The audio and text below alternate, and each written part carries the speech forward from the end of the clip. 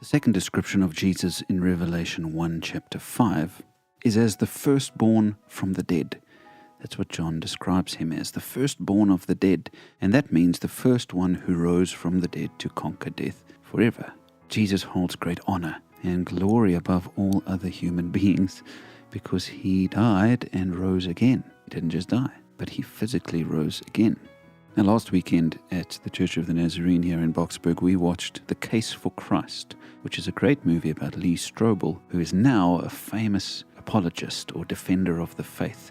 And it's his story of how he was a very committed atheist and decided to try and disprove Christianity. Somebody said to him, if you want to disprove Christianity, start with the resurrection, because if Jesus wasn't raised from the dead, the whole of Christianity falls apart.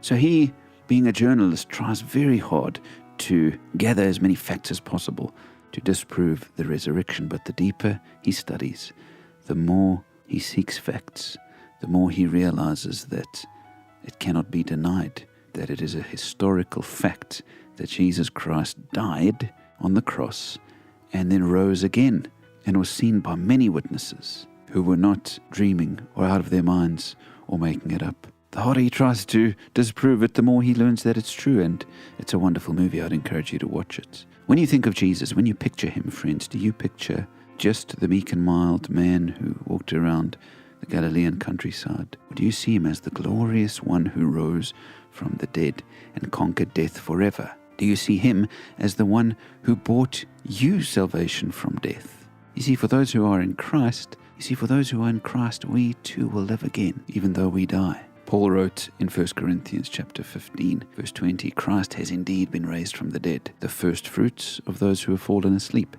That same phrase. And then he says, since death came through a man, in other words, through Adam, Adam's sin resulted in death for every human being. Since death came through a man, the resurrection of the dead comes through a man. For as in Adam all die, so in Christ all will be made alive. Is your great hope in meeting Jesus after you die, my friends? Is your great hope in the fact that he rose from the grave, and so you too will rise out of your grave and live again in another dimension? What hope this gives us. It makes us realize that life on earth is small, precious, and absolutely worth living well, but not our ultimate destination. The grave was not Jesus' ultimate destination, and it's not your ultimate destination if your faith is in him.